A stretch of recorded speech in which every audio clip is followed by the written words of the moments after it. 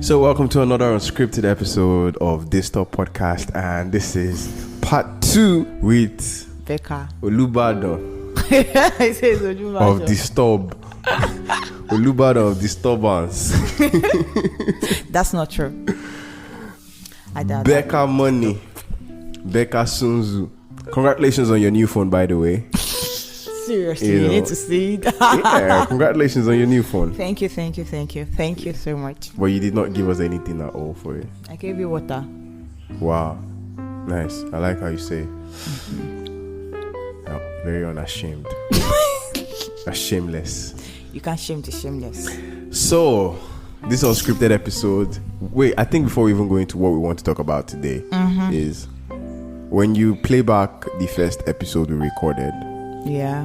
What comes to mind for you? What did you think about the whole recording the first time? It was good. I didn't expect it to come out so well. Okay. Yeah, I thought I was just like, I don't know, playing around. But it was like really, really nice. You're feeling I was yourself. always smiling. Yeah, listening to myself. Like, ah. Did you play for your friends? Yes, I did. What did your friends think? Thumbs up. Ah. And then they asked me to open my own personal podcast. You should open one. I think I'm encouraging you to open one by doing this. We'll think about it.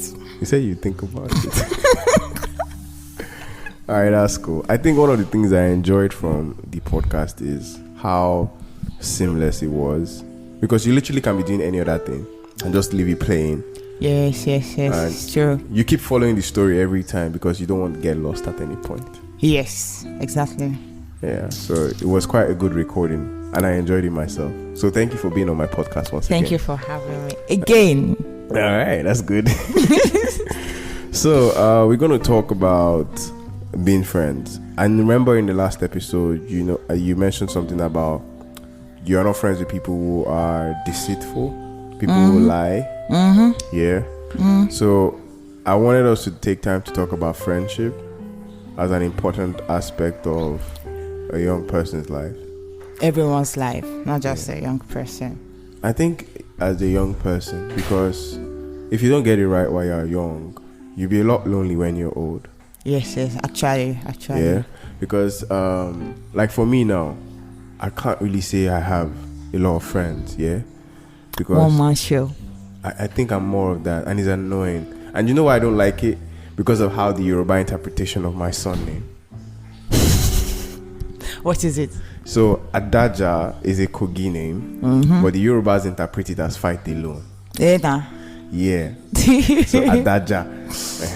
So you're literally answering to your name. That's not the meaning of my name, but because that's I'm saying the Yoruba version. Yeah, it means fight alone, and I'm like, so you're like alone, and that's like the epistle of my life. A lot of the time, it's always like you're alone all the time. I just have people who just, for some reason, are really, really good to you. They're just good to me because they are good people, not because I'm a good person. I have friends who are in my life. They stayed in my life not because I've been a good friend, but because they are good people on their own. And then they are good friends to you. They're good friends to me, so they keep being in my life, even when I do not deserve it. Yeah, it's true. I can relate to that. I think I have one or two friends. They are still in my life because they are good people, not because I'm a good person. I really don't know how to like keep up with friends. Yeah. So I don't keep up with all of my friends. I majorly just talk with those I can rant to. Like Ayotola, Antolu, and Jenny. Those ones are like my go-to people. Yeah. Oh, Dami also. Like a lot of time. When you really want to know about me, those four, just go ahead and go and read them. I rant to them a lot. So do you have friends that you've had for like 10 years plus or more? Do you have people you've been friends with for... What's the longest friendship you've had? Yeah. Jenny. How long? We've known each other since 2011, I think. So that's like 11 years. Yeah.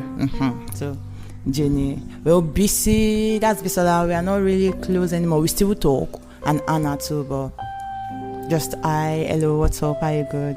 And bye. I've known those ones since 2006. Interesting.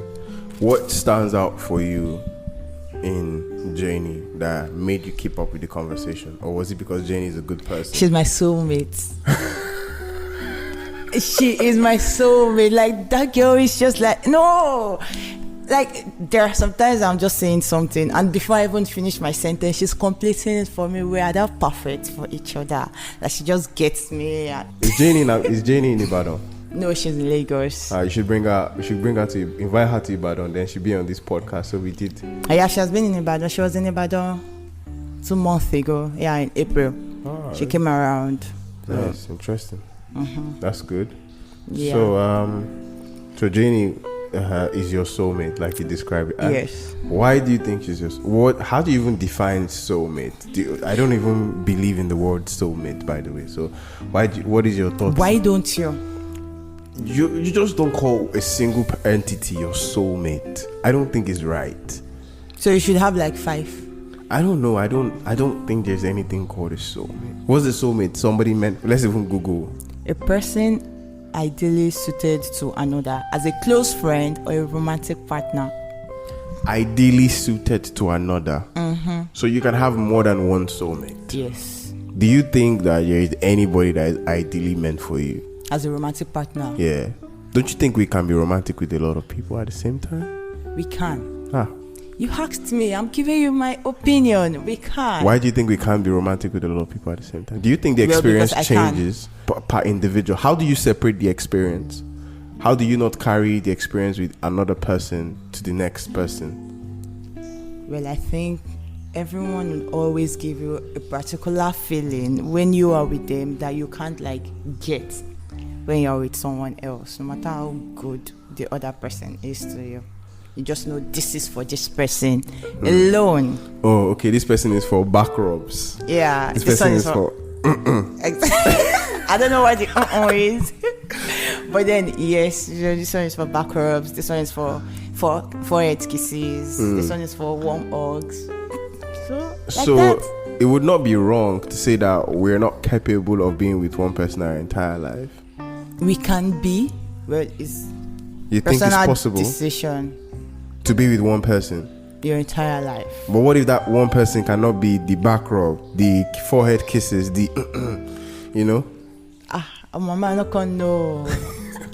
I don't know. I don't sabi. Well, it is like I said, it's a personal decision. I think you can just be like, oh, this person is like all areas, just fits in for everything. I don't believe that. Somebody said something, and I paid attention to those words. She said, I would not just marry a stranger I met. I would rather marry my best friend because love would not always be there. Yes, definitely. And that's why I would always tell my friends, marry a good person. Marry a kind person. Love doesn't work. Always.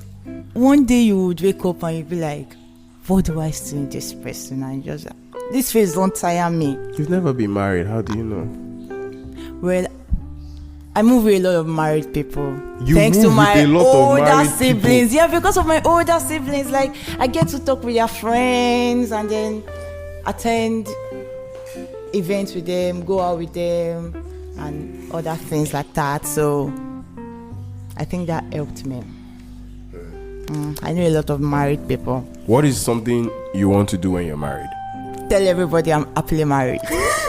Hi, how are you? My name is Hi, how are you? I'm happily married. So that's what I was. So you want to say, hello, my name is Becca, I'm happily married. Yeah. That's how you want to How are you? I'm happily married, and you? So as I say, hi, my name is Daniel. How are you doing, Becca?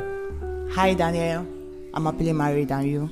Wow, that's interesting. I like the fact that you want to do that. And then I'll be saying that and then showing off my ring and like, oh, okay, thank you. So, yeah, what were we saying?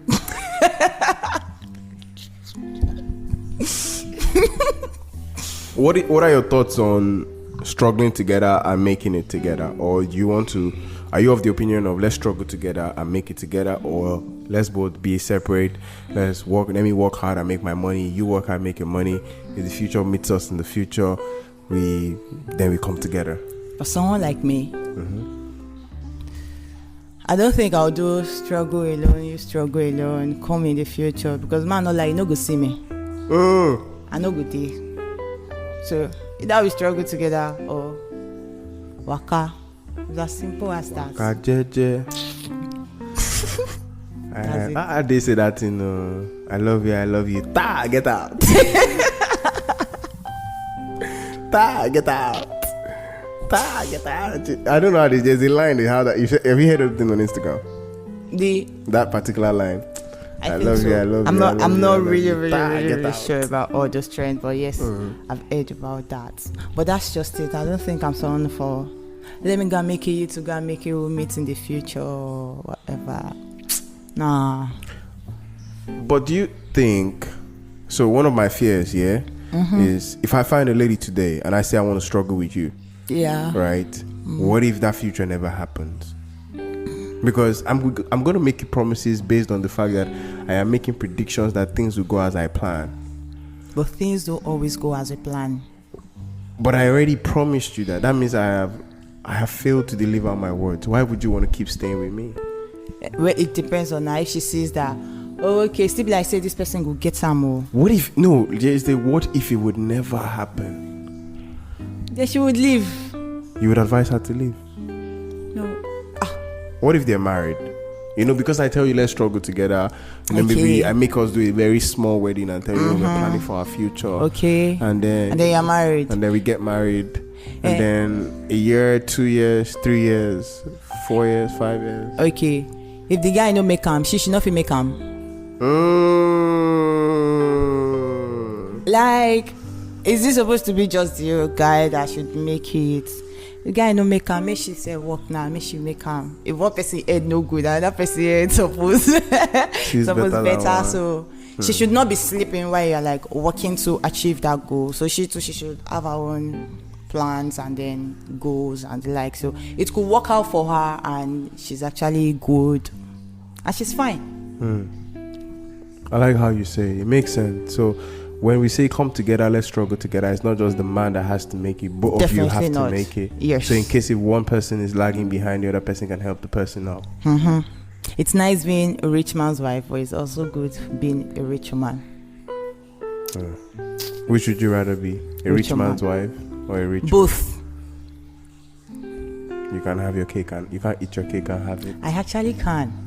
You can't eat your cake and have it. I can. You think you can? Yes. How? Because I know I'm going to get both. I'm definitely going to have a rich husband, and then I'm also going to be a richer man. Now, are you of the opinion? I was listening to a friend who has a friend in Kenya. Okay. And I don't know if it's a cultural thing or if it's a personal perspective. Okay. But she said she doesn't want to be richer than her husband. Are you of that opinion? No. You don't mind being richer than your husband? I don't. Because the fact that I'm richer than him doesn't mean I would respect him less. You think so? Women are bound to be. When women have money, it changes them. Everybody. Money changes everyone. Money doesn't money changes everybody, but it's different when you're married. Yes, it's different. Because if you're richer than your husband, right? I don't know if I'm of that opinion that my wife should be richer than me, or I don't mind. I don't know if I mind or I don't mind, because I don't think I've been in that position. But I think that if your husband is not as rich as you, or if you're richer than your husband, let's assume now you are earning we're assuming that we're pounds. No, not even pounds. I want to give numbers now. Oh, okay. Let's assume you're earning like 2 million naira every month. Okay. And your husband is earning like 250,000. What? 700k? That's good money, man. He's earning like 250,000 a day. That's like 10%. Like that's about 10% of what you're earning, right? And you're earning like 2 monthly. Like you make a total turnover every month of 2 million naira, and your husband makes around 250, 300, maybe the most a month, 500,000 naira. You month. Can conveniently buy yourself a gown of like 150,000 naira or 100,000 naira and not like feel it. But your husband is like, yo, if I buy you a gown of 100,000 naira, I ain't gonna have the money for the rest of the month. So think about it very well. Are you cool with being richer than your husband? and this was what this Kenyan girl said. She said, if I meet a guy that I really like that is interested in me and we are planning to get married, I can't be richer than him. I would rather use my money to get him to be richer than me. That's her. You say that's her. That should be that though. I don't mind being richer than my husband because, like you said, he is my husband. We don't turn one. What God has joined together, Let no man put asunder. No man even fits. Enough it try am. God no go great. So since he's my husband, I don't think I would have any issue.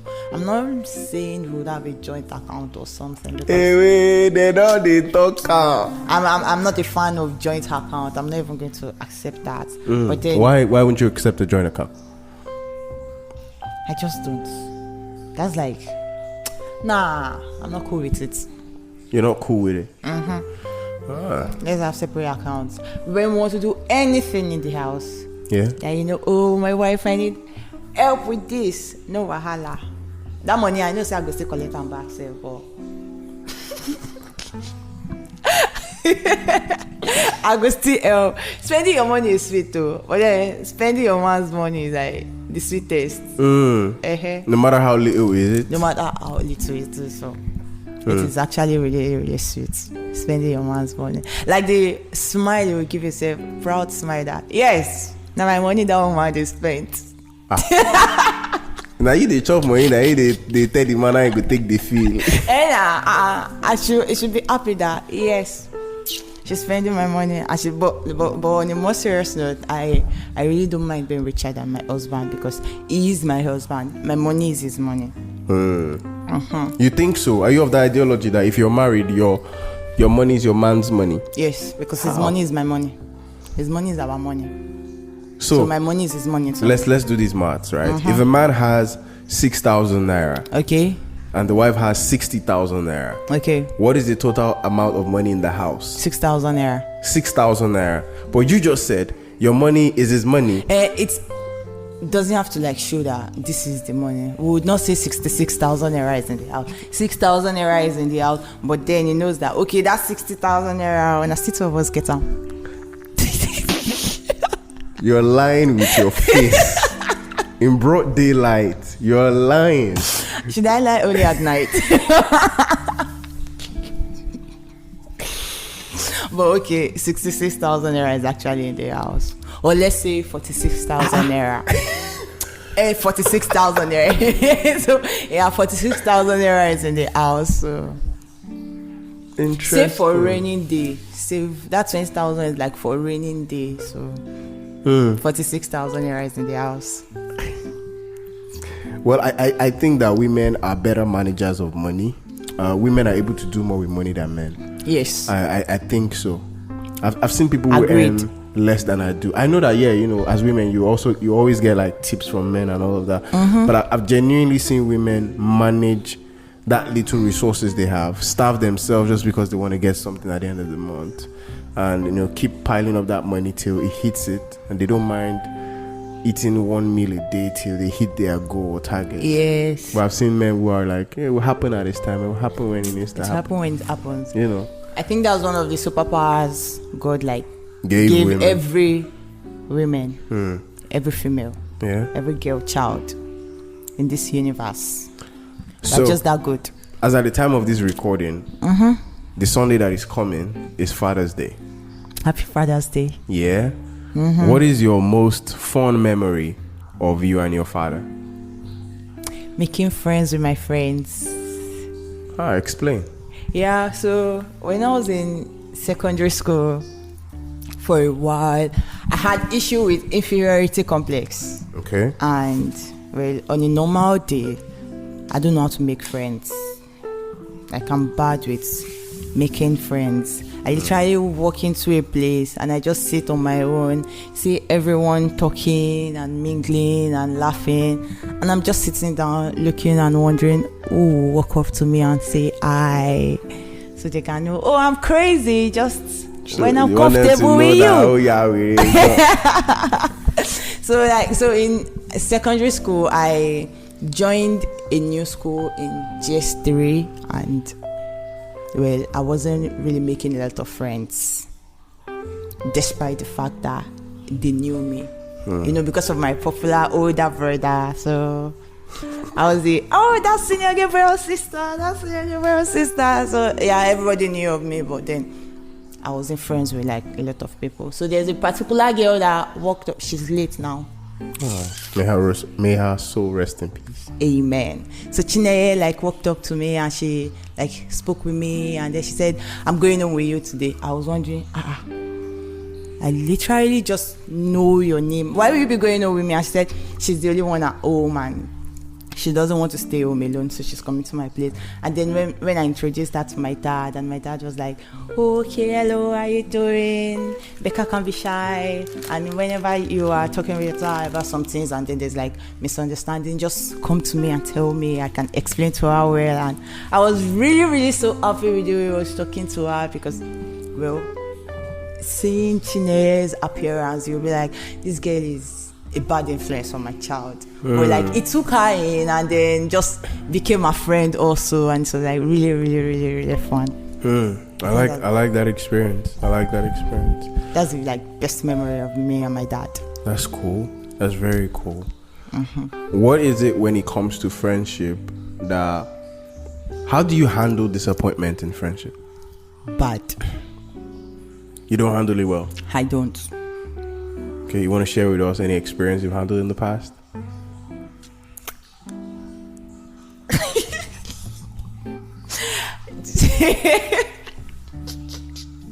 Do I? Okay, well, summary of it was, we were a group of friends, 4, and I'm the peacemaker. You are the peacemaker. Wait, take that back. How are you the peacemaker in a group of friends? I'm for real the peacemaker, because the remaining 3 are like crazier than I am. So, well, a misunderstanding came up, and it was like the whole blame was like shifted on me, and I just like stayed, and I was wondering, child. Did you cry? I did. I think I've always cried whenever I experience a failed friendship, because, like I said, I'm not good with it. I really, really like put my friends on high esteem, and once a friendship ends, it's just really, really heartbreaking. I guess that's even breakfast with me at the chop myself. Friendship, yes, friendship breakup is like really, really worse for me than romantic breakups. Okay. That's quite interesting, you know. I thought of this question, but how do you know you're friends with someone? Because, you know, in this generation now, everybody's your friend. Just friend. This person, my friend. This person's my friend. This person's my friend.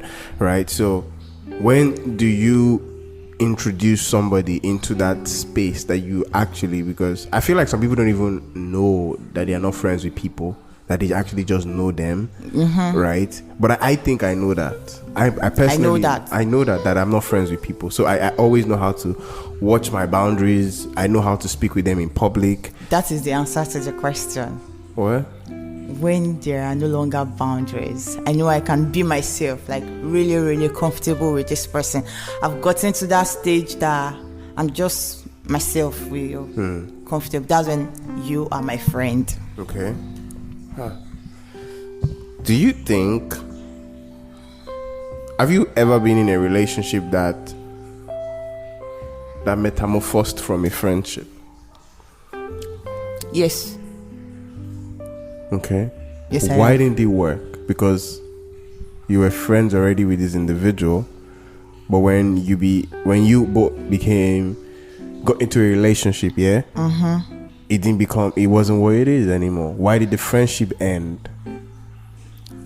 We like to be friends. I think we still talk.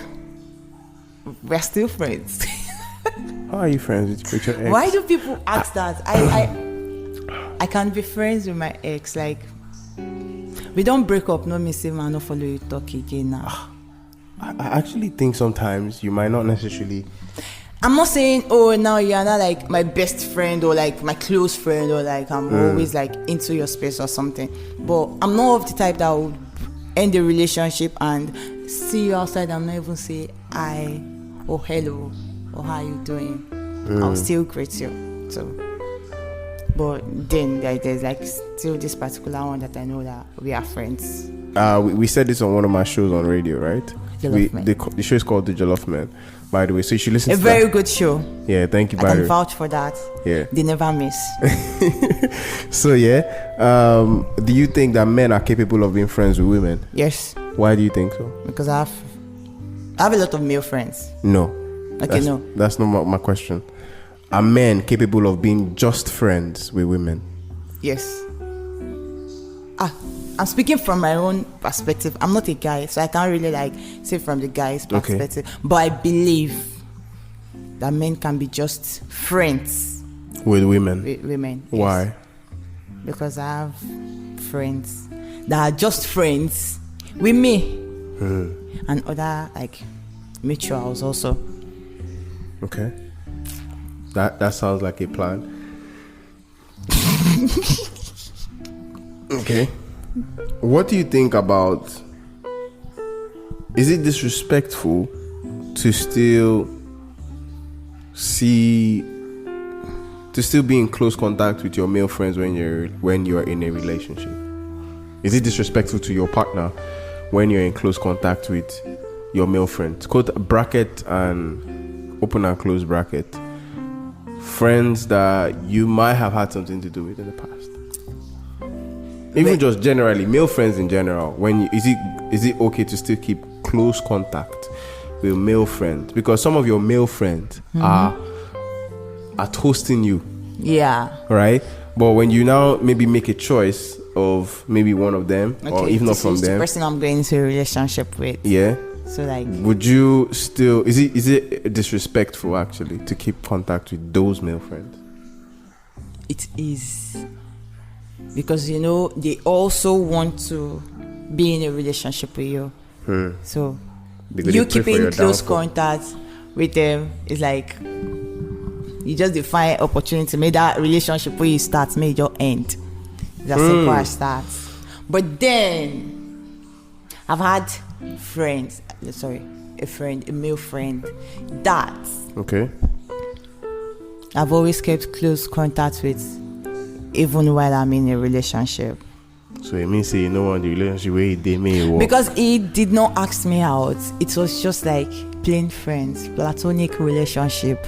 We are just friends, and he's someone that I've known even before I knew the person I'm going to a relationship with. So I would not stop talking. It just depends on each individual. Set your boundaries when you are getting to know this person. See, not just friends I won't be with you. May just say we be friends, if it pass like that. So when I'm in a relationship with someone, you literally know people in my life. When I know I definitely want to go in a relationship with you, so you know the position everyone in my life holds, and then there's no one threatening that relationship. Exactly. Do you inform? This is a very sensitive one, by the way, because I don't think everybody does it. When you're seeing someone new, do you inform those other guys toasting you that you're now seeing someone? Do you have to? Do you have to inform them? Yes, I do actually. I think when I take interest in someone, I just like let it know that I'm no longer available, even if the relationship not lasts, or if it doesn't end up like the result is not what I want. I will still let them know that okay, Becca is now off the market. Bye. When I'm back to the street, I'll let you know. Thank you very much. I appreciate it. Okay, that's quite interesting. Okay, so I really don't know what else to ask, because I think you've answered most of all the questions I think I had wrapped up in my head about it. But is it okay not to, when you know that a guy is talking to you, right? And I'm saying this because I kind of like seen it happen. A guy is talking to you, okay, and you know his end goal is to ask you out, or he has interest in you, but because he has not directly said it, should you let him know that you're seeing someone? Should you bring it up in a conversation with him that I think I know where you're going to, I'm seeing someone?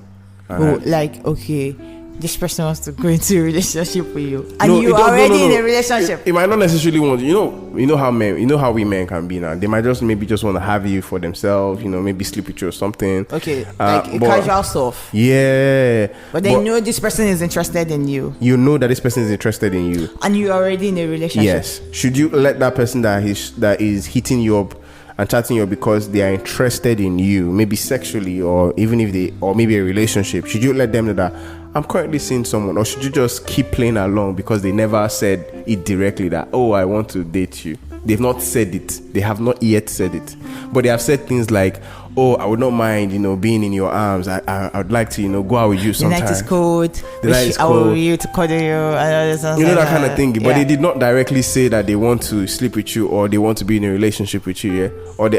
Should you just let them know blankly that, oh, I'm seeing someone? I do. Why would you do that? Whenever I get to meet someone first opposite gender, like your gender, the male, you guys know MES, so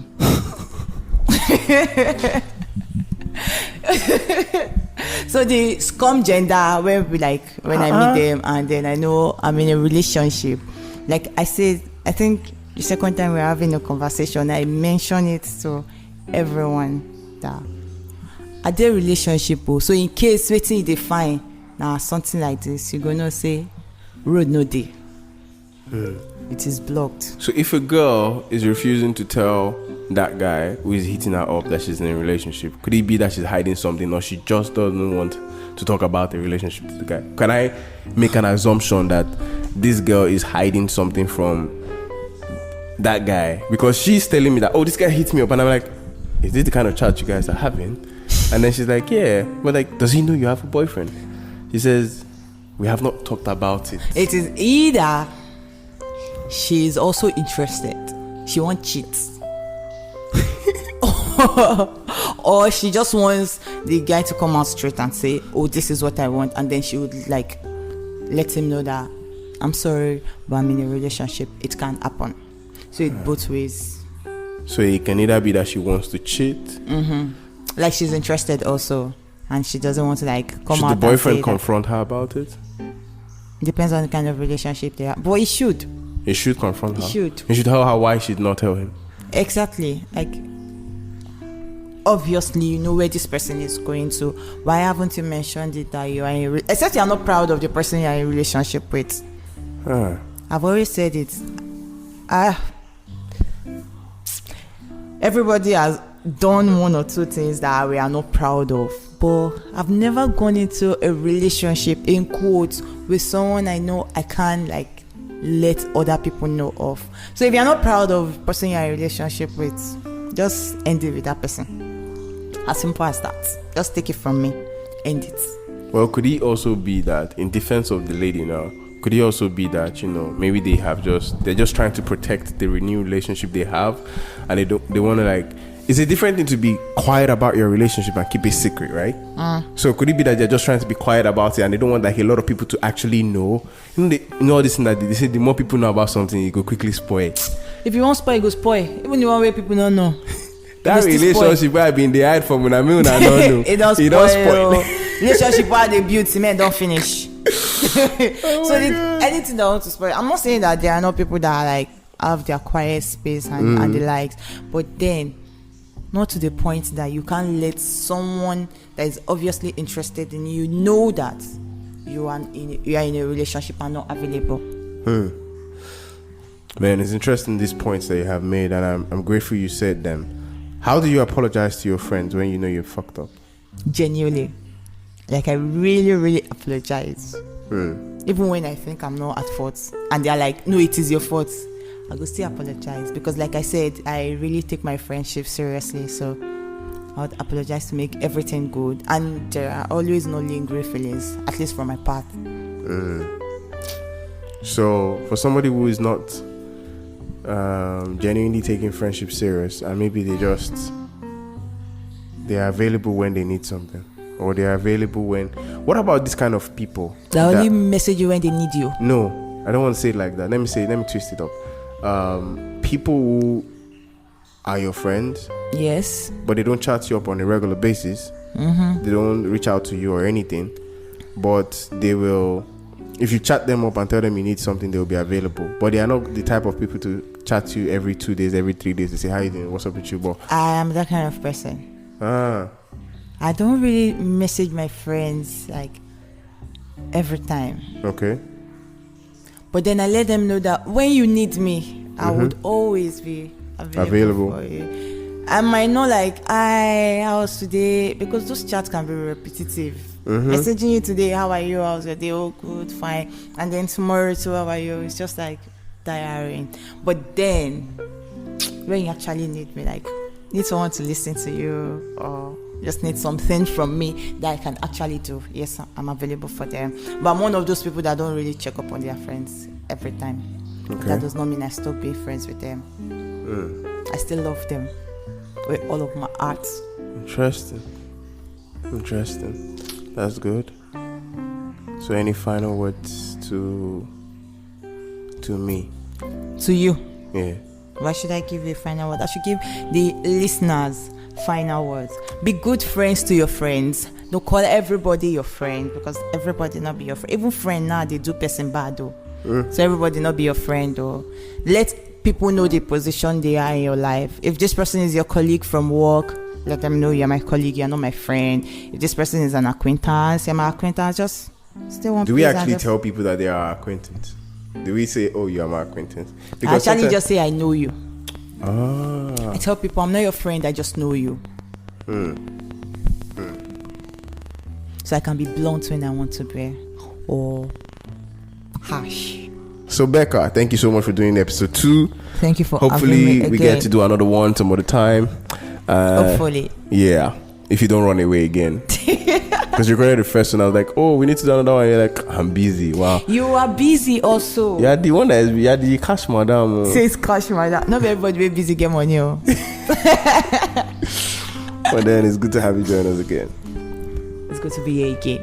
Don't forget to like, subscribe, and share on YouTube, and listen on Anchor, Spotify, or whatever platform you listen to this podcast on. Apple Music, whatever platform you listen on, we're available. Thank you guys. Don't forget to follow your Instagram handle. Little long ago. Yeah. Coco Skin Thea. Coco Skin Tia.